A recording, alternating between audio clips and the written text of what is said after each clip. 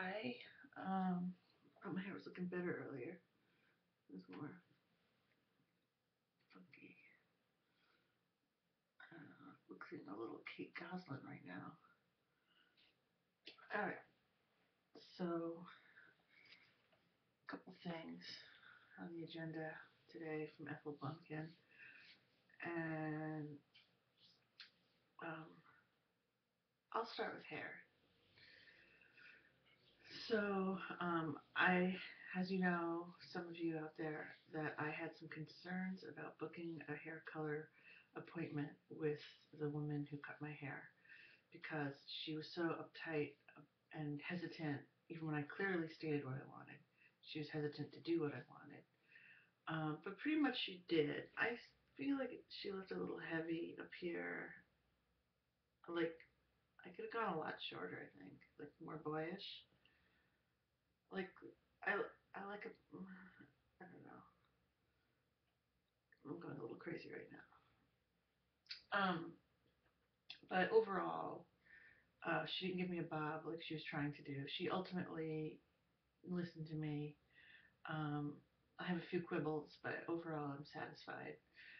So, but just like, I want this real, like, bleachy, messy, dirty blonde look with dark roots and kind of edgy, I guess. I can't tell if it's like a little bit hip or if it's played out or what, but I'm attracted to the look and I want the look.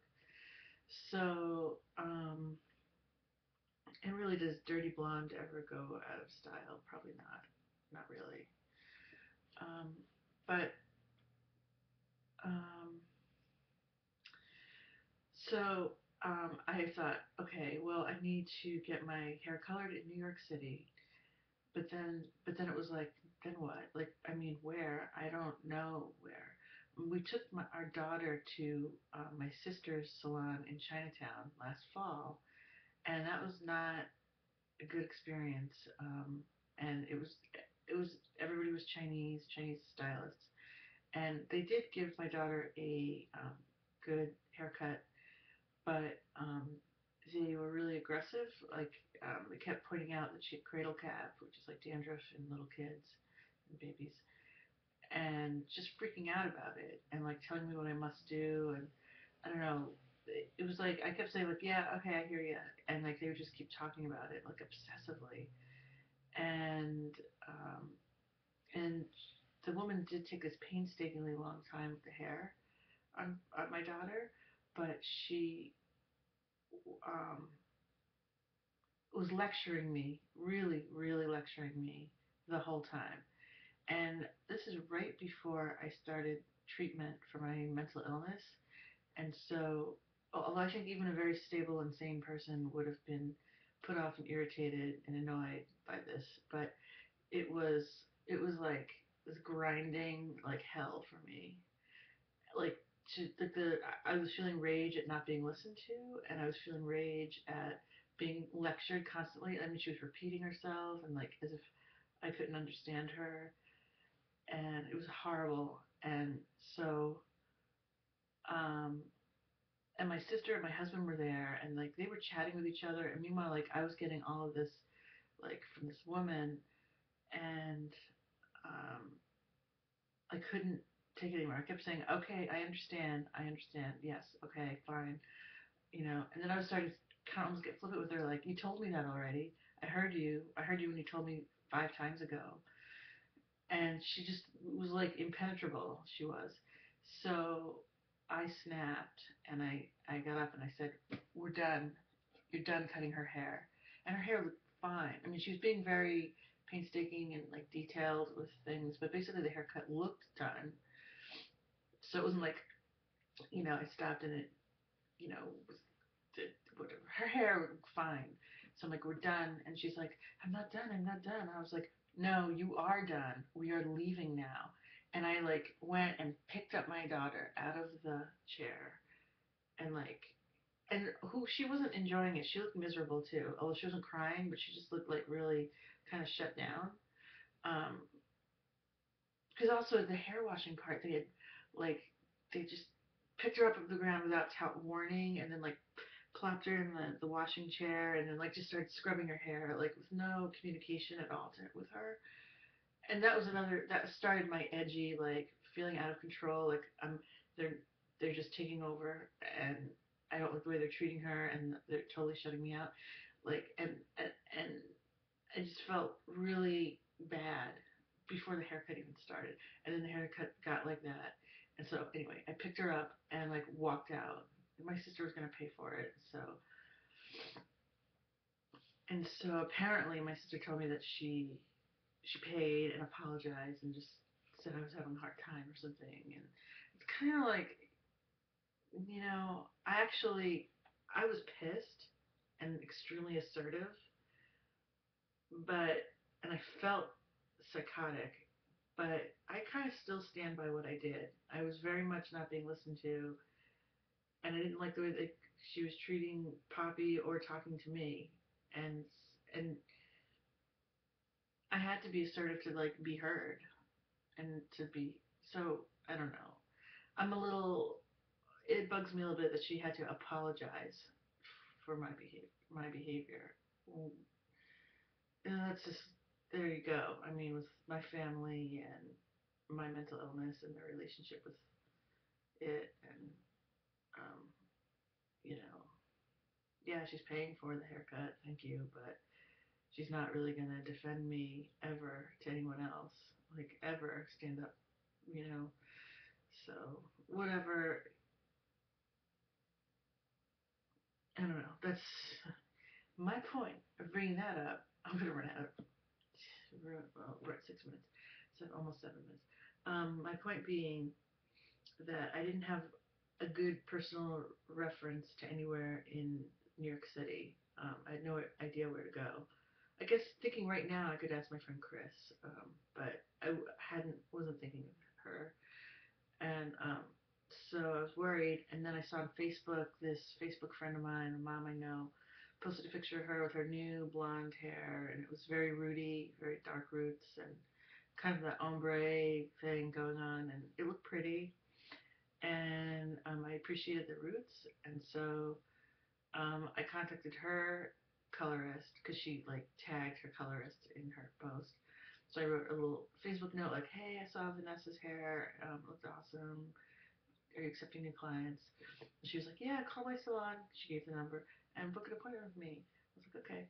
So today I called the salon, which is in Huntington Village, which means it's an hour away, and there's just no compatible time. Like they, she had time tomorrow, but tomorrow I have a cardiologist follow-up appointment. And then her next time after tomorrow is Monday, and Monday will be after the gig, and I kind of want my new hair for the gig. So,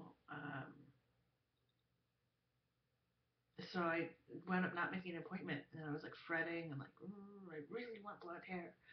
And so I decided to call Samantha at Hairology. She's the one who cut my hair.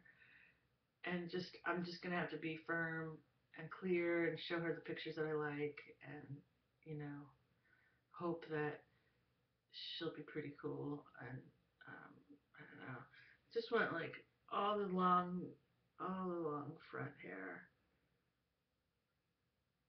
a warm blonde with roots, and then back here just leave it my natural hair color. Now I'm kind of wondering if she'll give me lip about, and maybe should she, my natural hair is like ashy. It's not warm tone. So I wonder if she'll want to go ashy blonde. I don't know.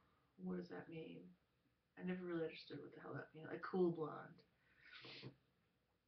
And I have often really liked like a cool cold blonde platinum. Um, I used to, in college, I was always striving to get, I called it moonbeam hair. And I got a really pale blonde in college. First I did it myself, and it was like, I think I would like the part. It was a mix of tones because I was bleaching over dyed black hair, and it was like orangey, but then I just kept going at it and like turning my hair into chick fuzz. But it got like kind of a yellowy blonde, and it was nice. And then my father hated it. He was still alive, and he freaked out like that I just looked crazy, and he talked to my sisters and was like, take her somewhere nice and get her fixed up. So I went along with it, and I mean, I think the color was really awesome, and it's kind of punky. I was punkette kind of sort of punk light, um, more of an indie rocker, I guess, but they didn't have that term then. So anyway, um,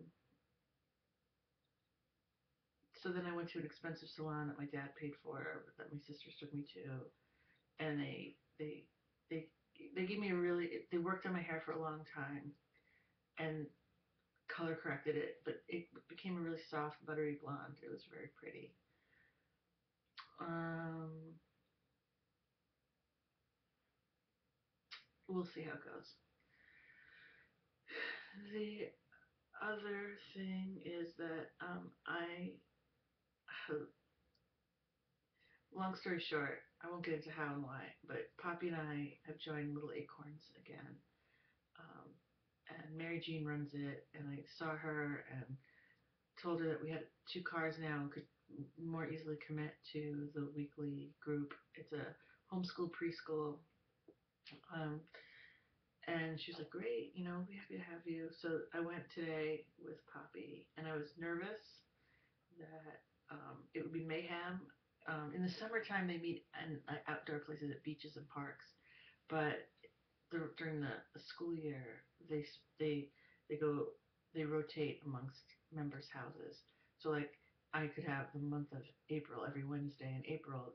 The group would meet at my house. That's not going to happen this April, but that's how it works. And so it's rotated, and everybody shares in the cost of the crafts and snacks. So it's very inexpensive. It's like $3 a week. Um, so